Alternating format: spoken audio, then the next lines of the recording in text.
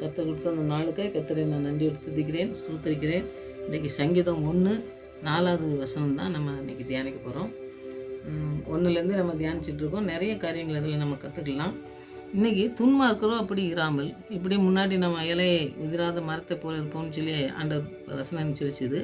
அந்த மாதிரி இவன் துன்மார்க்கம் இராதபடி காற்று பறக்கடிக்கும் பதரை போல் இருக்கிறார்கள் அப்படின்னு சொல்லி ஆண்டவர் சொல்லியிருக்காரு. அப்போ அவங்க எப்படி இருக்காங்க அப்படிங்கிறத தெரிஞ்சிட்டா தான் நாம் அந்த இடத்துக்கு போகாமல் இருப்போம். வசனம் நமக்கு சொல்லித்தரதை நிறைய நம்ம கற்றுக்கிட்டோம்னா ஆண்டவருடைய வசனம் நம்மளோடு கூட பேசி நம்மளை வழி நடத்த வல்லமுள்ளது. இந்த வசனத்தை இன்றைக்கி தியானிப்போம், ஜெயிப்போம். நல்ல தகப்பனே, நீங்கள் எங்களோடு பேசுங்க சுவாமி. வார்த்தையை தியானிக்கும் பொழுது எங்களோட பேசி எங்களை நடத்தணுமா ஜெபிக்கிறோம். நடக்க வேண்டிய வழியில் எங்களை காட்டி நடத்தி செல்லும் தகப்பனே. பதரை போல இல்லாதபடி நாங்கள் உங்களுக்கு பிரயோஜனமான ஆண்டவரை பாத்திரமாய் நாங்கள் மாறத்தக்கதான கிருபையை நீங்கள் தர வேணுமா ஜெபிக்கிறோம் சுவாமி. தகப்பனே, துன்மார்க்கரோடு நாங்கள் சேராதபடி ஆண்டவரே நீங்கள் எங்களை வழிநடத்த உங்களுடைய கருத்தில் அர்ப்பணிக்கிறோம். உங்களுடைய வசனத்துக்கு நடுங்கிறவரை நோக்கி பார்க்கிறவராக இருக்கிறபடியால் உங்களுடைய கரத்தில் வைத்து எங்களை தாங்கி வழி நடத்துங்க சுவாமி. எங்களை கரத்தை பிடித்து நீங்கள் நடத்தி செல்லுங்க. எந்த வழியில் நடக்க வேண்டும் என்றும் எந்த வழியில் நாங்கள் போகக்கூடாது என்பதையும் எங்களை கற்றுத்தருகிற வேத வசனங்களுக்கு கீழ்ப்படிய கிருபை செய்யுங்க சுவாமி. எங்களுக்கு எதிராக வருகிற எல்லா திட்டங்களுக்கும் ஆண்டவரே நீங்கள் எங்களை மீட்டெடுத்து வழி நடத்துகிற தேவன், ஜீவனுள்ள தேவனாக இருக்கீங்க. அதுக்காக நன்றி செலுத்துகிறோம் சுவாமி. எல்லா தீங்குக்கும் எல்லா பொல்லாத அம்புகளுக்கும் எங்களை விலக்கி காத்து எங்களை நடத்தி செல்வேன். எங்களுக்கு விரோதமாக எழும்புகிற எல்லா சத்துருவின் திட்டங்களுக்கும் எங்களை விலக்கி காக்க எங்கள் தேவன் வல்லமுள்ளவராக இருக்கிறபடியா நன்றி. இந்த நாள் வரை அப்படி நடத்தின தேவன் இன்னமும் நடத்துகிற வல்லமுள்ள தேவனாக இருக்கீங்க. நன்றி செலுத்துகிறப்பா. நீங்கள் எங்களோடு பேசுங்க, எங்களை வழி நடத்துங்க, ஆசீர்வதிங்க, பொறுப்படுத்திக் கொள்ளுங்க. இது அனைத்து உடைய ஆவியானவர் எங்களை ஆளுகை செய்வோமா ஜெபிக்கிறேன். துதிகன மயமெல்லாம் அம்மா கேசத்து இயேசு வச்ச நாமத்தில் ஜெபங்களுக்கு நல்ல பிதாவே, ஆமென். ஒரு பாடல் பாடி வசனத்தில் இருக்கிறாங்க சார்.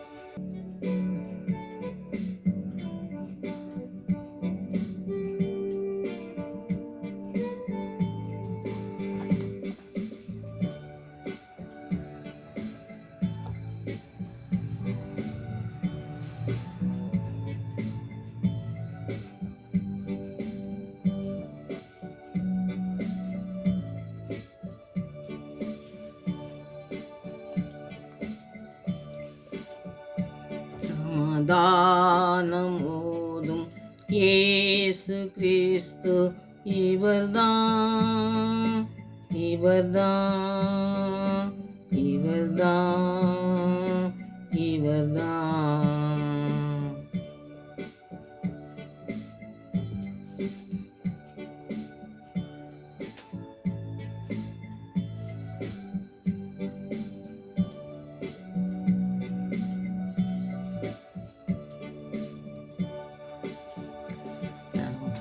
நமதாதி பிதாவின் திருப்பாலறிவர், அனுகூலறிவர், மனுவேலறிவர்.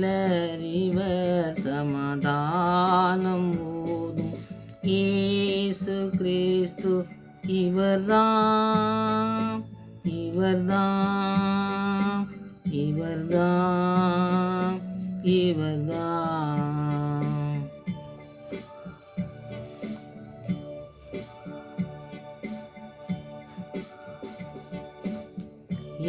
கிருபையின் ஒரு செய்யறிவர், பரமராயறிவர், நமதாயறிவர். சமாதானம் ஓதும் இயேசு கிறிஸ்து இவர்தான், இவர்தான், இவர்தான், இவர்தான்.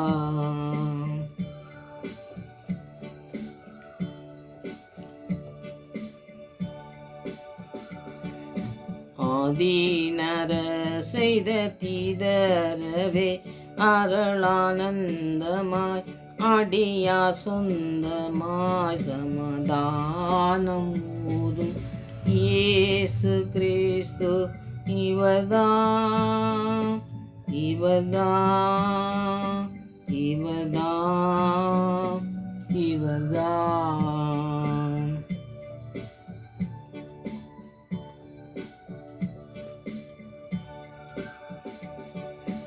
ஆரணம் பாடி விண்ணோராடவே, அருணூர் தேடவே, ஆயரும் கூடவே.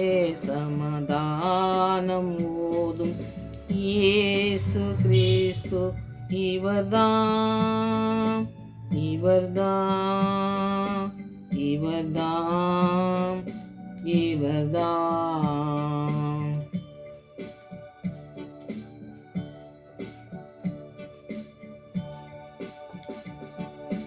மெய்யாகவே மேசியாவுமே நம்மை நாடினாரே, கிருபை கூறினாரே, சமாதானம் ஊதும் இயேசு கிறிஸ்து இவர்தான், இவர்தான், இவர்தான், இவர்தான்.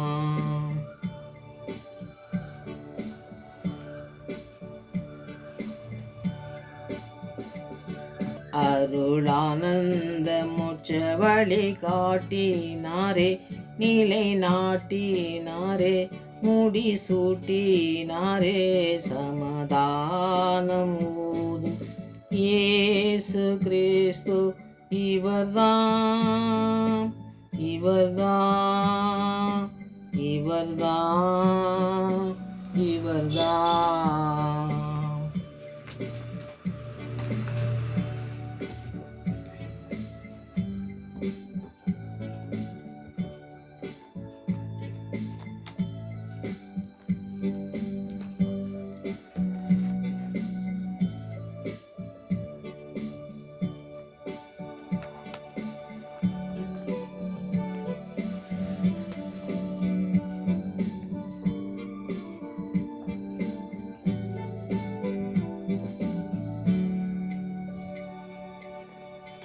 இன்றைக்கி நம்ம சங்கீதம் முதலாவது அதிகாரத்தில் 4வது வசனம் தான் நம்ம தியானிக்க போகிறோம். துன்மார்க்கோ அப்படி இராமல் காற்று பறக்கடிக்கும் பதரை போல இருக்கிறார்கள்னு சொல்லி நம்ம இந்த வசனத்தை படிக்கும்.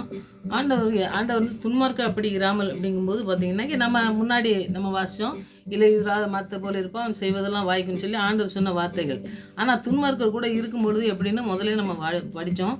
துன்மார்க்கன் வந்து நல்ல காரியங்களை செய்ய மாட்டான், நல்ல வார்த்தைகளை நம்மளோட பேச மாட்டான். அதனால் அந்த துன்மார்க்கன் கூட இருக்கக்கூடாதுன்னு ஆண்டவர் முதலாவதே சொல்லிவிட்டு, இப்போவும் துன்மார்க்கன் எப்படி ஏன் துன்மார்க்கன் சொன்னால், அந்த துன்மார்க்கன் கூட இருக்கும் பொழுது நம்முடைய வாழ்க்கை எப்படிலாம் மாறும் அப்படிங்கிறத ஆண்டவர் வேத வசனத்தின் மூலம் நமக்கு நிறைய கற்றுத்தரதுனால, அந்த துன்மார்க்கம் பண்ணுற மற்றவங்களுக்கு கேடு இழைக்கணும்னு சொல்லி மற்ற யோசனைகள்லாம் அவங்களுக்கு நேரான பாதையில் இல்லாத அவங்க கூட நம்ம சேரும் பொழுது அவங்க ஆண்டவருக்கு பிரியமில்லாததை செய்வாங்க. அவங்க பிரியமில்லாத செய்தவங்க கூட சேரும் பொழுது நமக்கு என்னென்ன காரியங்கள்லாம் நடக்கும் அப்படிங்கிற ஒரு காரியத்தை தான் ஆண்டவர் வந்து இந்த இடத்துல எழுதி வச்சுருக்கதை நீங்கள் பார்க்கலாம். அதில் நீதிமொழிகள் 33 நீங்கள் பார்த்தீங்கன்னா, நீதிமொழிகள் 3வது அதிகாரத்தில் 33வது வசனத்தை பார்த்தீங்கன்னா, துன்மார்க்கருடைய வீட்டில் சாபம் இருக்கும் அப்படின்னு சொல்லி இருக்குது. அப்போ துன்மார்க்கன் வீட்டில் சாபம் இருக்கும்னாக்கி, அந்த சாபம் இருந்ததுனாக்கி எப்படி இருக்கும் வாழ்க்கைன்னு நமக்கு நிறைய நம்ம படிச்சிருக்கோம், நமக்கு நிறைய தெரியும். நம்ம வாழ்க்கையில் நம்ம நிறைய பேரை நம்ம பார்க்க பார்த்தீங்களா, அப்போ அவங்க வீட்டில் வந்து சாபம் இருக்குது, அதனால தான் அப்படி இருக்காங்க அப்படின்னு சொல்லி அவருங்க சொல்கிறத நம்ம பார்க்கோம். அப்போ ஆண்டோடைய வார்த்தை வந்து நமக்கு சொல்லும் பொழுது நம்ம அந்த வார்த்தைக்கு நம்ம கீழ்ப்படியணும். நம்ம கீழ்ப்படிஞ்சு இருக்கும் பொழுது நம்முடைய வாழ்க்கையில் வந்து வார்த்தை தான், அவருடைய வார்த்தைக்கு நம்ம கீழ்ப்படியணுங்கிறது தான் ஆண்டவர் எப்பவும் சொல்கிறது. பார்த்திங்கன்னா நிறைய இடத்துல நீங்கள் படிக்கும்பொழுது பார்த்தா அந்த வார்த்தைக்கு கீழ்ப்படுத்தவங்களை தான் ஆண்டவர் வந்து ஆசீர்வதிக்கிறத நீங்கள் பார்க்கலாம். அப்போ துன்மார்க்கன் அப்படி இருக்க மாட்டான், அந்த வார்த்தையில் நிலைச்சி நிற்கணும், அந்த இடத்துல நம்ம ஆண்டவர் சொன்னது நம்ம கேட்டு அதுபடி கீழ்ப்படிஞ்சு நடக்கணுங்கிறது வந்து துன்மார்க்கனுக்கு வரவே கூடாது, வரவே செய்யாது. அவங்க கூட இருக்கும் பொழுது அவங்க கூட சேர்றவங்களுக்கும் அந்த காரியத்தை செய்வாங்கங்கிறதுக்காண்டி தான் துன்மார்க்கன். நிறைய வசனத்தை நீங்கள் படிச்சிங்கன்னா இந்த துன்மார்க்கன் கூட சேரக்கூடாது, துன்மார்க்கன் வீட்டில் என்ன நிறைய இருக்குதுங்க. அந்த நிறைய காரியங்களை நீங்கள் படிச்சிங்கன்னா அந்த துன்மார்க்கம் செய்கிறவங்க கூட நம்ம வந்து சேர்ந்து நம்ம வாழ்க்கையில் இருக்கிறதுக்கு வாய்ப்பு இல்லாதபடி ஆண்டவர் நடத்துறதுக்கு ஆவியானவரை நம்ம நோக்கி கூப்பிட்டு தான் ஜெபிக்கணும். அடுத்தது நீங்கள் இந்த இடத்துல பார்த்தீங்கன்னா எரேமியா 26வது அதிகாரத்தில் 2-6 வரைக்கும் நீங்கள் படித்து பார்த்தீங்கன்னாக்கி அவர் சொல்கிற காரியங்கள் என்ன, எதுக்காக அவருடைய வார்த்தை கீழ்ப்படியணும் அப்படின்னு சொன்னோம்னாக்கி, அவருடைய வார்த்தை கீழ்ப்படியும் போது அவர் வார்த்தையில் என்ன சொல்லியிருக்கிறாரோ அதுபடி ஆண்டவர் நம்மளை நடத்துவார். வார்த்தை கீழ்ப்படியாத போது அதனால தான் எப்பவும் வார்த்தையின்படி, கட்டளையின்படி, என் நியமனத்தின்படி, என் நியாயப்பிரமாணத்தின்படி, நான் கொடுத்துருக்கிற சட்டத்தின்படி நடன்னு சொல்லி மோசையை கூட சொல்கிறாரு. மோசை எழுதி வச்சிருக்கிறாரு. எரேமியா கூட சொல்லும்பொழுது பார்த்தீங்கன்னா, நான் உனக்கு கற்பித்தேன், நீ என்ன கற்பித்திருக்கிறார், என்ன மாதிரி எச்சரிப்பின் சத்தத்தை கொடுக்கணுங்க தான் அவருடைய அழைப்பே அப்படி தான். அவர் வந்து என்னென்ன தீங்கு செய்கிறாங்களோ அவங்களுக்கெல்லாம் போய் எச்சரிப்பின் சத்தத்தை கொடுப்பாரு. அவருக்கு பேரே அழுகையின் தீர்க்கதரிசின்னு தான் நம்ம எல்லாருக்கும் தெரியும்.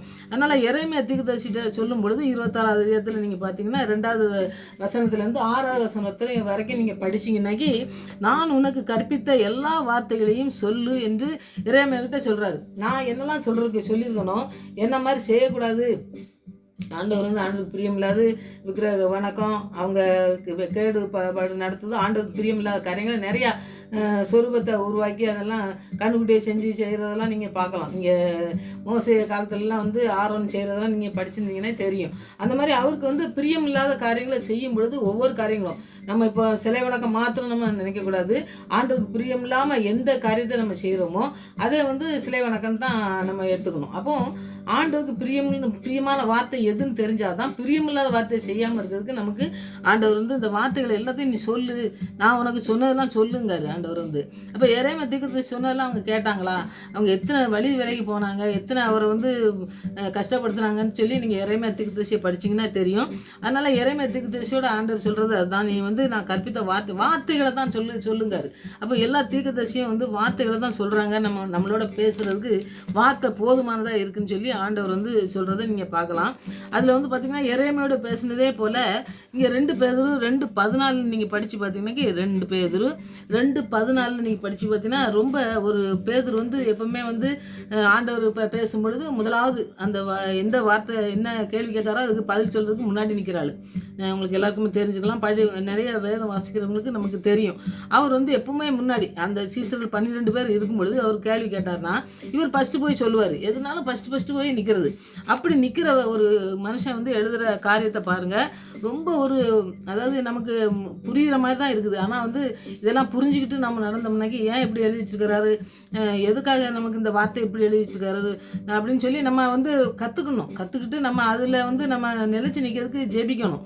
அந்த வார்த்தைகள்லாம் எனக்காக எழுதப்பட்டது, நான் மற்றவங்களோட சொல்கிறதுக்காண்டி எழுதப்பட்டது அப்படின்னு சொல்லி நம்ம நினச்சோம்னாக்கி இந்த வார்த்தைகளை படிக்கும் பொழுது வார்த்தைகள் நம்மளோட கூட பேசி நம்மளை சரி பண்ணுறதுக்கு, அதனால அதில் இருக்கிற நிறைய காரியங்கள் எனக்கெல்லாம் அது பொருந்தாது அப்படின்னு சொல்லி நம்ம எதையுமே தள்ளதுக்கு வாய்ப்பே இல்லை. அதனால் 2 பேதுரு 2:14 நீங்கள் படித்து பார்த்தீங்கன்னா முதலே சொல்கிறாரு ஆண்டவர் சொல்கிற அந்த எழுதி தந்திருக்கிற வார்த்தையை நீங்கள் படிச்சிங்கனாக்கி விபச்சார மயக்கத்தால் நிறைந்தவர்களும் பாவத்தை விட்டோன்றவர்களுமாய் இருக்கிற கண்களை உடையவர்களும் உறுதி இல்லாத ஆத்மா தந்திரமாய் பிடித்து பொருளாசைகளில் பழகின இருதயம் உள்ளவருடைய சாபத்தின் பிள்ளைகள் அப்படின்னு சொல்கிறாரு. இப்போ பாருங்கள், எல்லாம் ஒரு வசனத்தில் நீங்கள் படித்து பார்த்தீங்கன்னாக்கி நிறைய காரியங்கள் சொல்கிறது நீங்கள் பார்க்கலாம்.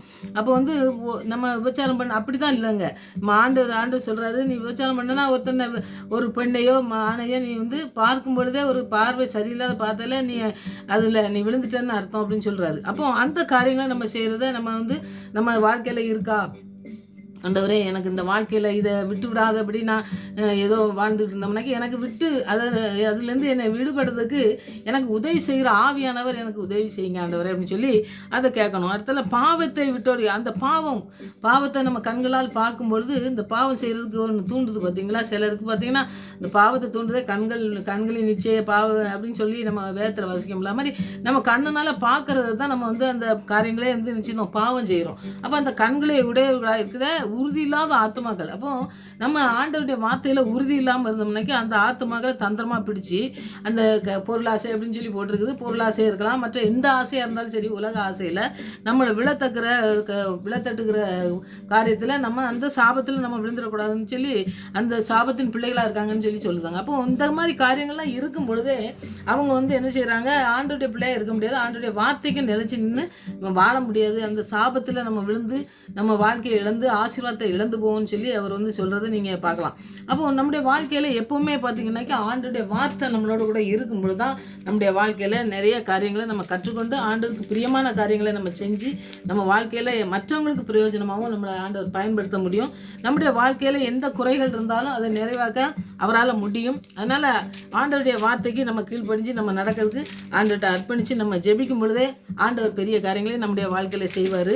இந்த நீதிமொழிகள் 24 20வது வசனத்தை நீங்கள் பார்த்தீங்கன்னா நீதிமொழிகள் 24 20வது வசனம், துன்மார்க்கனுக்கு நல்ல முடிவு இல்லை அப்படின்னு சொல்லி. அப்போ துன்மார்க்கனுக்கு நல்ல முடிவே இல்லைனாக்கி அவன் நல்ல முடிவு எடுப்பானா, முடிவு எடுக்க மாட்டான். அப்போ நம்ம வார்த்தையில் தான் எல்லாமே அடங்கியிருக்குங்கிறத வார்த்தையை நீங்கள் தியானிங்க. வார்த்தையை தியானிக்கும் பொழுது ஆண்டோடைய காரியங்களை நீங்கள் கற்றுக்கொள்ள முடியும். அதனால் நம்ம ஆண்டோடைய வார்த்தை தான் நமக்கு எல்லாமே. நம்ம சாமுவேலில் தாவீதெல்லாம் எழுதியிருக்கிறத பார்த்தீங்கன்னாக்கி நிறைய காரியங்கள் நம்ம கற்றுக்கொள்ள முடியும். அவர் வந்து எப்பவுமே ஜெபிக்கிற மனுஷன், எந்த காரியத்தினாலும் ஆண்டவருக்கு முதலிடம் கொடுத்து ஜெபிக்கிற மனுஷனாக இருக்கிறதுனால அவர் வந்து என்ன செய்கிறாரு பாருங்கள், 2 சாமுவேல் 22:29 கர்த்தராகிய தேவரீர் என் விளக்காக இருக்கிறீர் அப்படின்னு சொல்கிறாரு. துன்மார்க்கனுடைய விளக்கு அணைந்து போன்னு சொல்கிறத நம்ம பார்க்கோம். ஆனால் துன்மார்க்கனுடைய விளக்கு அணைந்து போவோம், ஆனால் தேவனே என் விளக்காக இருக்கிறேன்னு சொல்லி அவர் சொல்கிறார். விளக்கு அணைஞ்சு போகிறதுனால அது வந்து ஒன்றுமே பண்ண முடியாது. நம்ம வந்து ஆண்டவர் வந்து பார்த்திங்கனாக்கி இது வந்து மரணத்துக்கும் எடுத்துக்கலாம், இல்லாட்டா நம்ம முடிவு ஏதோ ஒரு சரியான முடிவு இல்லாமல் நம்ம வாழ்க்கையில் தோல்வியையும் எடுத்துக்கலாம். அப்போ வந்து அந்த இது இல்லாமல் ஆண்டோடைய வார்த்தை இல்லைனாக்கி அது வந்து என்ன அணைந்து போகிற மாதிரி நம்மளோட வாழ்க்கை வந்து ஒரு எல்லாவற்றையும் இழந்து போன வாழ்க்கையாக வாழ்ந்துக்கிட்டு இருக்கோம். ஆசீர்வாதத்தை இழந்து மற்ற எல்லா காரியங்களும் இழந்து இருக்கும் பொழுது இவர் வந்து தாவீது என்ன ஜெபிக்கிறான்னு பாருங்கள், கர்த்தராகிய தேவரீரே என் விளக்கு அப்படின்னு சொல்லி அவர் ஜெபிக்கிறத நம்ம பார்ப்போம். அப்போ நமக்கு விளக்காக இருக்கிறதுக்கு விளக்கு தான், வேதமே விளக்கு, நமக்கு வேதம் தான் நமக்கு விளக்கு. அப்போ அந்த விளக்குனா என்னது, நமக்கு ஒளியை கொடுக்குறது தான் விளக்குன்னு நம்ம சொல்கிறோம். அப்போ அந்த விளக்கு அவர் வச்சிருக்கும் போது என்ன செய்கிறாரு, ஆசீர்வாதத்தை இழந்து போன ஆசீர்வாதத்தை திரும்ப பெற்றுக்கொள்கிறதுக்கு அவர் நிறைய காரியங்களில் நிறையா நம்மளை மாதிரி தவறு பண்ணுறவங்க தான் எல்லாருமே மனுஷனாக தவறு பண்ணும்போது ஆண்டுகிட்ட போய் அவர் ஜெபிக்கும் பொழுது நிறைய கஷ்டங்கள் வரும் பொழுது, நிறைய பிரச்சனைகள் வரும் பொழுது நம்ம என்ன செய்கிறோம், நம்ம ஆண்டவரே, நம்ம என்ன ஆண்டவரே இப்படி செஞ்சிட்டீங்க, எனக்கு ரொம்ப கஷ்டமாக இருக்குது, எனக்கு உதவி செய்கிறதுக்கு ஆள் இல்லை அப்படின்னு சொல்லிட்டு நம்ம வந்து என்ன செய்கிறோம், ஒரு மனுஷன் நம்பி ஓடுவோம். ஆனால் அவர் நீங்கள் நிறைய இடத்துல நீங்கள் படித்து பார்த்தீங்கன்னாக்கி எப்பொழுதுமே ஆண்டவரை நோக்கி ஓடுற மனுஷனாக இருந்தார், ஆண்டவர்கிட்ட ஜெபிக்கிற மனுஷனாக இருந்தார். நான் போகணுமா, இந்த இடத்துக்கு போகக்கூடாதா அப்படிங்கிறத கூட அவர் வந்து அவர்கிட்ட கேட்டு தான் போய் அந்த ஜெயத்தை பெற்றார். அவருடைய ஜெயத்துக்கு காரணமே வந்து பார்த்திங்கன்னா ஜெபந்தான். எப்பொழுதும் ஜெபித்து அந்த வார்த்தையின் மூலமாக அவர் ஜெயித்த காரியங்களை நீங்கள் கற்றுக்கொள்ளுங்க. அப்போ தான் நம்முடைய வாழ்க்கையிலையும் அது நிறைய காரியங்களை நமக்கு கற்றுத்தரக்கூடியதாக இருக்குது. அதனால் அந்த மாதிரி காரியங்களை தேவரீர் என் விளக்காக இருக்கிறீங்க, நீங்கள் தான் எங்களுக்கு வெளிச்சம். இந்த பாவத்தை விட்டு நாங்கள் நல்ல காரியங்களை செய்யணும்னாக்கி, இந்த சாபத்தை விட்டு நாங்கள் போகணும்னாக்கி எங்களுக்காக சாபமான நீங்கள் தான் எங்களுக்கு விளக்காக இருக்கணும் ஆண்டவரேன்னு சொல்லி இந்த பேதுருவில் எழுதியிருக்கிற காரியங்கள், தாவீது எழுதியிருக்கிற அந்த காரியங்கள், இறைமையிட்ட பேசின வார்த்தைகள், இதெல்லாம் பார்த்திங்கனாக்கி நிறைய காரியங்கள் வார்த்தையினால் தான் இருக்குது. அப்போ அந்த வார்த்தையில் தான் எல்லாமே அடங்கி இருக்குது அப்படிங்கிற காரியத்தை நம்ம வந்து ஆண்டுடைய வசனத்தை நம்ம தியானிக்கணும். 2 பேதுருல அதே 1 அதிகாரத்தில் 19வது வசனத்தை நீங்கள் படிச்சுப்போம். இதெல்லாம் நிறைய காரியங்கள் உங்களுக்கு அதிகமாக தெரிஞ்சிருக்கலாம். வேதத்தை படிக்கிறவங்களாக தான் இந்த பேதுருவெல்லாம் நிறைய படித்து அதில் நிறைய கற்றுக்கொள்ளலாம். பாருங்கள், 19வது வசனம் 2 பேதுரு 1:19 அதிக உறுதியான தீர்க்கதரிசனம் வசனமும் நமக்கு உண்டு. நமக்கு தீர்க்கதரிசன வசனங்கள், அதாவது தீர்க்கதரிசனமாக எழுதி தந்திருக்கிற வார்த்தைகள் தான் நம்ம வேதாகமத்தில் இருக்க வார்த்தைகளை நம்ம தியானித்தாலே அதுவே நமக்கு எல்லாவற்றையும் நடத்தக்கூடிய காரியங்களை செய்யும் அப்படிங்கிறத நம்ம இவர் எழுதியிருக்கிறத நீங்கள் பாருங்கள். பேதுரு வசனமும் நமக்கு உண்டு. பொழுது விடிந்து விடிவெள்ளி உங்கள் இதயங்களில் உதிக்கும் அளவும் இருளுள்ள ஸ்தலத்தில் பிரகாசிக்கிற விளக்கை போன்ற அவ்வசனத்தை கவனித்திருப்பது நலமாக இருக்கும். இப்போ விளக்கு அப்படிங்கும்போது பார்த்தீங்கன்னா பாருங்கள், வசனத்தை தான் சொல்கிறாரு அவர். வசனத்தின் மேலே நீ உறுதியாக இருந்தனாக்கி அதுதான் உனக்கு விளக்கு, அதுதான் உனக்கு வெளிச்சத்தை காட்டும். வேறு எந்த புத்தகத்தையும் படித்து நம்ம வந்து விளக்காக இருக்கிறதுக்கு நம்ம எந்த இதையும் நம்ம வேதத்தோட கம்பேர் பண்ணி நம்ம சொல்லவே முடியாது. அப்படிப்பட்ட வசனம் நம்முடைய வாழ்க்கையில் ஆண்டவர் கிரியை செய்வதற்கு நமக்கு எழுதி தந்திருக்கிற அந்த வார்த்தைக்கு நம்ம கீழ்ப்படிஞ்சோம்னாக்கி நம்ம வந்து அந்த வசனத்துக்கு கீழ்ப்படியும் போது நம்மளுடைய வாழ்க்கையில் எல்லாமான எத்தனையோ காரியங்கள், நமக்கு தெரியாத காரியங்களை நம்ம கற்றுத்தந்து நம்மளை நடத்தக்கூடிய நல்ல தகப்பன் நமக்கு எழுதி தந்திருக்கிற வசனத்தை தான் நம்ம தியானிக்கணும். அப்படி வசனத்தை தியானிக்கும் பொழுது நிறைய காரியங்களை நம்ம கற்றுக்கொள்ள முடியும். உலகத்தில் நம்ம வந்து மற்றவங்ககிட்ட யோசனை கேட்க போக வேண்டியதில்லை. நமக்கு ஏதாவது பிரச்சனை அப்படின்னோம்னாக்கி வேதத்தை எடுத்து ஆண்டவர்கிட்ட ஜெபிக்கும் பொழுதே ஆண்டவர் நம்மளோட கூட பேசுகிறவர். இப்போ நம்ம ஒரு இடத்துக்கு போனோம்னாக்கி அந்த இடத்துல நம்ம முன்னாடியே பார்க்க போனோம்னாக்கி அப்பாயின்மெண்ட் வாங்கணும், டாக்டர்கிட்ட போனோம்னாக்கி முன்னாடியே சொல்லாமல் ஏன் வந்தீங்க அப்படிலாம் நீங்கள் பார்க்க மாட்டோம் அப்படின்லாம் சொல்லக்கூடிய காரியங்களை நிறையா நம்ம வந்து பார்ப்போம். பாருங்கள், ஒரு தம்பிக்கு ரொம்ப உடம்பு நல்லாலாம் வந்ததுக்கு நாங்கள் போகும்பொழுது பார்த்தீங்கன்னாக்கி முன்னாடியே சொல்லாமல் வந்தோம்னாக்கி நாங்கள் பார்க்க மாட்டோம்னு சொல்லி திரும்ப அனுப்பிட்டாங்க. அப்போது நம்முடைய வாழ்க்கையில் பார்த்தீங்கன்னாக்கி டாக்டரை பார்க்கணுனாலோ சரி, ஒரு அமைச்சரை பார்க்கணுனாலோ ஒரு வேறு யாரையோ நம்ம பார்க்கணுன்னா முன்னாடியே அவங்கள்ட்ட சொல்லாமல் போனோம்னாக்கி நிறைய பேர் அந்த மாதிரி சிலர், அதாவது சரி வந்துட்டாங்க இதெல்லாம் பார்க்கணும் அப்படின்னு சொல்லி நிறையா டாக்டர் பார்க்குறவங்களும் இருக்காங்க, நிறைய பதவியில் இருக்கிறவங்க பார்க்குறவங்களும் நிறைய பேர் இருக்கிறாங்க நல்லவங்க. ஆனால் சிலர் வந்து என்ன செய்வாங்கன்னா அந்த நேரத்தெல்லாம் நான் ஒதுக்க முடியாது, எனக்கு எந்த நேரத்துக்கு நீங்கள் வரணுமோ அது முன்னாடியே சொல்லிட்டு தான் வரணும்னு சொல்லி சொல்கிறத நீங்கள் பார்க்கலாம். ஆனால் ஆண்டவர் வந்து பாருங்கள், எவ்வளோ அருமையான ஆண்டவர் பாருங்கள். பரலோகத்திலிருந்து நமக்காக இறங்கி வந்து நம்ம பாவங்களுக்காக, நம்ம சாபங்களுக்காக, நமக்கு வெளிச்சத்து இருளில் கிடந்து நம்மளை வெளிச்சத்துக்கு கொண்டு வரதுக்காக வந்த நல்ல தகப்பன் ஜீவனே தந்து நமக்கு நம்மளை ஜீவாதிபதியாக இருக்கிறாரு. இப்பவும் நம்மளோட கூட பேசுகிறவர். நம்ம எப்போ போய் ஜெபிக்கிறதுக்கு ஆண்டவர்கிட்ட கேட்க போகிறோமோ, ஆலோசனை கேட்க போகிறோமோ, இல்லை எனக்கு வேலை இருக்குது அப்படின்னு சொல்லி மனுஷன் சொல்கிற மாதிரி ஆண்டவர் வந்து எப்போவுமே நம்மளை தள்ளாதபடி, நம்மளை புறம்பே தள்ளாதவர். நம்ம எப்போ போனாலும் சரி அவர்கிட்ட ஜெபிக்கும் பொழுது அவர் நமக்கு பதில் கொடுத்து நம்மளை நடத்தக்கூடிய காரியங்களே செய்வார். நமக்கு வார்த்தைகளினால் பேசுவார். வார்த்தையினால் நம்ம பேசி நம்மளை ஆறுதல் படுத்தி தேர்தல் படுத்தி நம்மளை நடத்தக்கூடிய நல்ல காரியங்களே செய்யக்கூடியவராக இருக்காரு. அதனால் அவர்கிட்ட தான் நம்ம எல்லாவற்றையும் சொல்லி நம்ம ஜெபிக்கணும். அதை சொல்லிட்டு அப்படி துன்மார்க்கம் அப்படி இராமல் காற்று பறக்கடிக்கிற பதரை போல் இருக்கிறோம். நம்ம இப்போ காற்று பறக்கடிக்கும் போது இந்த நீங்கள் இந்த கிராமங்களுக்கு தான் நான் போனால் தான் உங்களுக்கு தெரியும். ஏன்னா இந்த நெல் இந்த இதெல்லாம் அடிக்கும்போது பார்த்திங்கன்னாக்கி அது வந்து ஒரு சொலகுன்னு சொல்லுவாங்க. அந்த இடத்த அதை வச்சு அப்படியே தட்டுவாங்க. தட்டும்போது பார்த்திங்கன்னா அந்த பதர்மாக இருக்கிறதெல்லாம் இந்த நெல்லில் நீங்கள் வந்து ஒரு சாவி நெல்லுன்னு சொல்லுவாங்க. நெல் நல்லா இருக்கும் ஒன்று, அப்புறம் வந்து ஒரு ஒன்றுமே இல்லாமல் உள்ளே இருக்கும், அரிசி எதுவுமே இல்லாமல் இருக்கும் பார்த்திங்களா, அது வந்து சாவின்னு சொல்லுவாங்க. அதை வந்து பார்த்திங்கன்னாக்கி அப்படியே தட்டினாங்கன்னாக்கி அப்படியே போகும். நான்லாம் சின்ன பிள்ளைகள் பார்த்துருக்கேன், அதனால சொல்கிறேன்.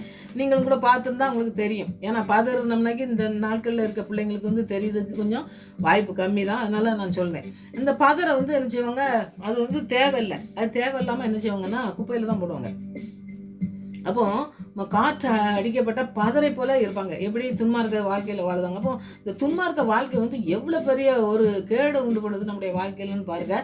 அவங்க கூட சேர்ந்தாலோ, அவன் வாழ்க்கையை வாழ்ந்த மாதிரி நம்ம நடந்தாலோ, நம்முடைய வாழ்க்கையில் எல்லாவற்றுமே நம்ம இழந்து போகக்கூடிய ஒரு சாபத்தை வந்து இந்த இடத்துல நம்ம சொல்லுவோம். இப்போ சொல்கிற ஆண்டவர் வசனத்தில் நீங்கள் படித்து பார்த்தீங்கன்னா, ஏசாயா தீர்க்கதரிசியில் 17வது அதிகாரத்தில் 13வது வசனத்தை நீங்கள் படித்து பார்த்தீங்கன்னாக்கி ஆண்டவருடைய வசனம் என்ன சொல்லுதுன்னு சொல்லி நம்ம படித்து பார்த்தோம்னாக்கி தான் அந்த வார்த்தை நம்மளோட கூட பேசுன்னு சொல்லி நீங்கள் படிக்கும்பொழுது அதை தியானிங்க, இன்னும் அதிகமாக தியானிங்க. ஆண்டவர் உங்களோட கூட பேசுவார். இந்த ஏசாயா தீர்க்கதரிசியில் 17வது அதிகாரத்தில் 13வது வசனத்தை நீங்கள் படித்து பார்த்தோன்னா, ஜனக்கூட்டங்கள் திரளான தண்ணீர்கள் இறைகிறது போல இறைந்தாலும் அவங்க ஜனக்கூட்டங்கள் எப்படி வந்து நமக்கு எதிராக வருவாங்கன்னு சொல்லி ஆண்டவர் சொல்கிறத பாருங்கள். அவர் அதட்டுவார். அவர்களை வந்து என்ன செய்கிறாரு, ஒரு வார்த்தைனால. அப்போ ஆண்டவருடைய வார்த்தை நமக்கு ரொம்ப முக்கியம். அவருடைய வார்த்தை நம்மளோட கூட பேசும்பொழுது அந்த வார்த்தையினால நமக்கு வந்து எல்லாவற்றையும் செய்கிற தேவன். நமக்கு என்ன துன்பங்கள் வந்தது, நம்ம என்னமோ ஜெபிக்கும் பொழுது ஆண்டவர் செயலாற்றுறது வார்த்தையினால்தான். அந்த வார்த்தையினால அதட்டுவார். அவர்கள் தூரமாய் ஓடி போவார்கள். அப்போ என்ன செய்வாங்களாம், நம்ம பக்கத்தில் வர்ற மாதிரி வரும், ஆனால் வந்து என்ன செய்வாங்களாம், தூரமாக போவாங்கன்னு சொல்லி ஆண்டவர் எழுதி வச்சிருக்கிற வசனங்களை. மலைகள்னா காற்றிலே பறக்கடிக்கிற பதரை போலவும், மலைகள்னாலே எங்கே நம்ம மேலேருந்து காற்று இருந்துச்சுன்னா எப்படி பதரை அடிச்சுட்டு போவோமோ அப்படி ஆண்டவர் செய்வார். நீங்கள் இந்த யாத்திராம அதெல்லாம் படித்து பார்த்தீங்கன்னாக்கி ஆண்டவர் காற்றுனால கொண்டு வந்து காடையெல்லாம் கொண்டு வந்து அனுப்புவார்னு சொல்லி பார்க்கணும் பார்த்தீங்களா. அந்த மாதிரி காற்றுனால ஆண்டவர் காற்றையும் கடலையும் அதட்டின தேவன்.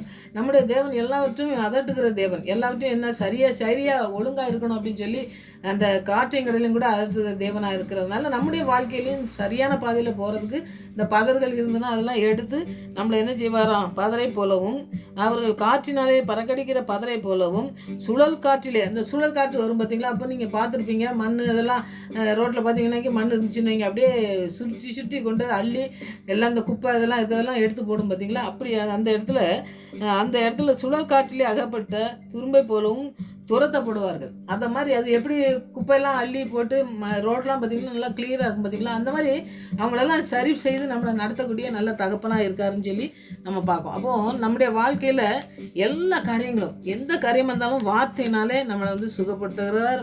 வார்த்தையினாலே நம்மளோடு கூட பேசி நம்மளை நடத்துகிற தேவனாக இருக்கிறாரு. அதனால் நம்ம எப்பொழுதும் வார்த்தையே நம்ம தியானிக்க நமக்கு ஆண்டவர் கிருபை செய்வார்.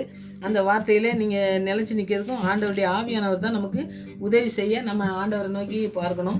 ஜெபித்து ஆண்டவருடைய வார்த்தைக்கு நம்ம முழுவதுமாக அர்ப்பணித்து ஜெபிக்கிற பிள்ளைங்களாக இருக்கணும். அப்போ வார்த்தை நம்மளோட கூட பேச ஆரம்பிச்சிடும். வார்த்தையினாலே நம்மளை ஆண்டவர் தேர்ச்சி நடத்தக்கூடிய நல்ல தகப்பன். நமக்கு எப்போதான் பெரிய சோதனை வந்தாலும் சோதனை மத்தியிலே ஆண்டவர் என்ன செய்வார், நம்மளை வந்து விடுதலை செய்கிற நல்ல தகப்பனாக இருக்கிறாரு.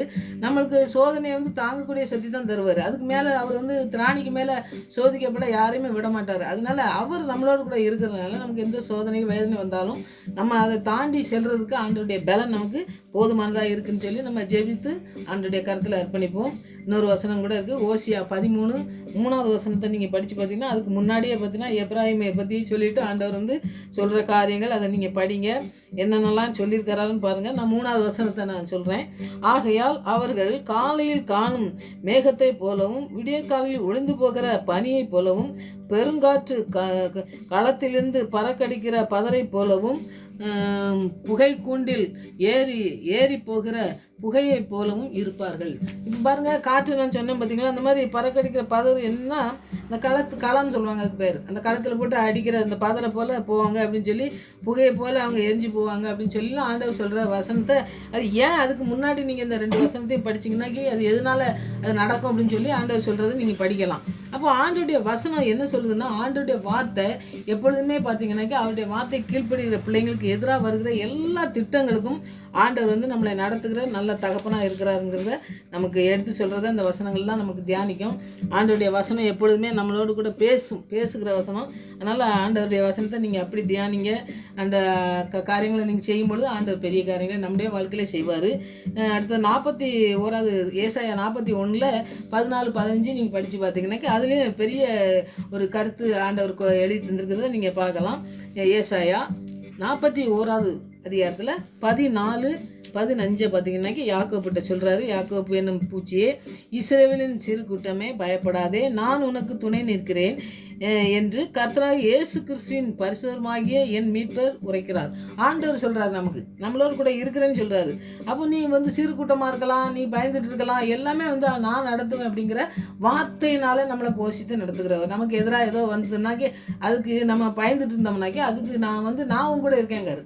அப்போ ஆண்டவர் நம்மளோடு கூட இருந்தால், அவருடைய வார்த்தை நம்மளோடு கூட இருந்தோம்னாக்கி எல்லா பயத்துக்கும் நம்மளை நீக்கி நம்மளை மீட்டெடுத்து நம்மளை ஒரு நாளும் வெட்கப்படுத்தாதபடி பாதுகாக்கிற ஒரு நல்ல தகப்பனுடைய வார்த்தை நமக்கு இருக்குதுன்னு சொல்லி நம்ம பார்க்கோம். 15வது வசனத்தை நீங்கள் படித்து பார்த்தீங்கன்னா, இதோ போரடிக்கிறதுக்கு நான் உன்னை புதிதும் கூர்மையுமான பற்களுள்ள இயந்திரமாக்குகிறேன், நீ மலையில் மீத்து நொறுக்கி குன்றுகளை பதருக்கு ஒப்பாக்கி விடுவாய் அப்படின்னு சொல்கிறாரு. அப்போ நீங்கள் வந்து உனக்கு எதிராக எதுலாம் வருதோ அதை வந்து மிதித்து நீ என்ன பண்ணிடுவ, நீ அது ஒன்றும் இல்லாமல் செஞ்சிருவேன்னு சொல்கிறாரு. வார்த்தைகளை பாருங்கள், எத்தனை அருமையாக ஆண்டவர் எழுதி தந்திருக்கிற வார்த்தைகளை நம்ம தியானிச்சிருந்தோம்னா நம்முடைய வாழ்க்கையில் நிறைய குறைகள் இந்த நாட்களில் இருக்கலாம். அந்த குறைகள்லாம் நிறைவாக்கி தந்து நம்மளை நடத்த வல்லமுள்ள தேவனாக இருக்கிறாரு. அதனால் வார்த்தையினால் தான் நம்மளை போஷிக்கிறாரு. அதனால் நம்முடைய துன்மார்க்கன்கிட்ட இருக்கிறனாக்கி இந்த வார்த்தை நம்மகிட்ட இருந்தோம்னா துன்மார்க்கன்கிட்ட போக மாட்டோம். அந்த பதரை போல் நாம் வந்து என்ன செய்ய மாட்டோம், ஆசீர்வாதத்தை இழந்து இருக்க மாட்டோம். அதனால் அந்த வார்த்தைகள் நம்முடைய வாழ்க்கையில் கிரியை செய்யறதுக்கு இன்றைக்கி நம்ம அர்ப்பணித்து ஜெபிப்போம்.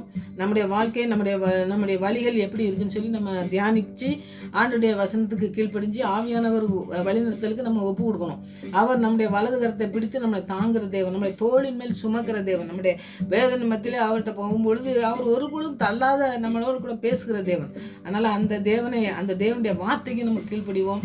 ஆண்டவர் பெரிய காரியங்கள் நம்முடைய வாழ்க்கையில செய்வார். அதனால் இந்த வழி என்ன வழிங்கிறத நம்ம கண்டுகொண்டால் தான் நேரான வழியிலே சென்று இந்த வார்த்தையிலே அவருடைய சாப பிள்ளைங்களா இல்லாமல் அவங்க விளக்கு எப்படி இருக்கணும்னு சொல்லி அவர் தாவீது வாசித்த மாதிரி அந்த மாதிரி அவருடைய வார்த்தையிலே அவர் விளக்காக போனதுனால வேதமே விளக்கு அப்படின்னு சொல்லி போகும்பொழுது நமக்கு விளக்காக இருந்து நம்மளோட இருளை எல்லாம் வெளிச்சமாக மாற்றி நம்முடைய வாழ்க்கையை மாற்றி மற்றவங்களுக்கு வாழ்க்கையிலையும் பிரயோஜனமாக இருக்க நம்மளை வளைந்து ஆண்டவர் நம்மளை பலப்படுத்த நம்மளை பயன்படுத்த அவருடைய கிருபையினால் நம்மளை மூடி மறைக்க இன்றைக்கி அர்ப்பணிப்போம்.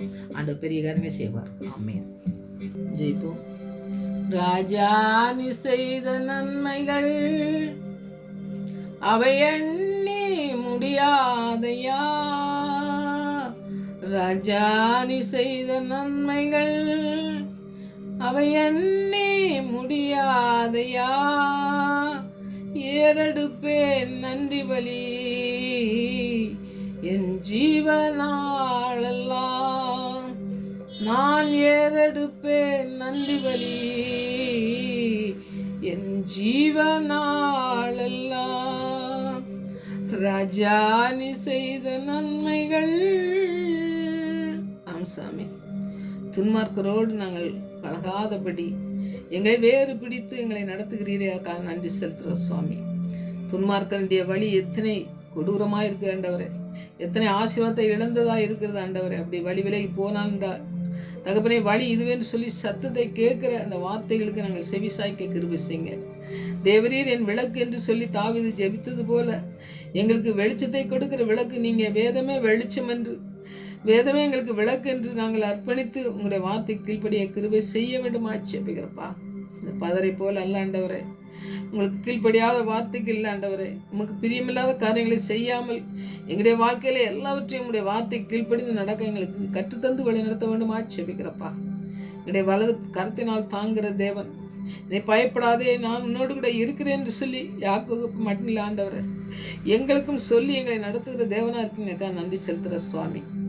எங்களோடு கூட இருக்கிற தயவுக்கா நன்றி ஆண்டவரே. எங்களுக்கு எதிராக வருகிற எல்லா பிசாசின் திட்டங்களுக்கும் எங்களை விலைக்கு காக்கிற வல்லமுள்ள தேவனா இருக்கீங்க. நன்றி செலுத்துறப்பா.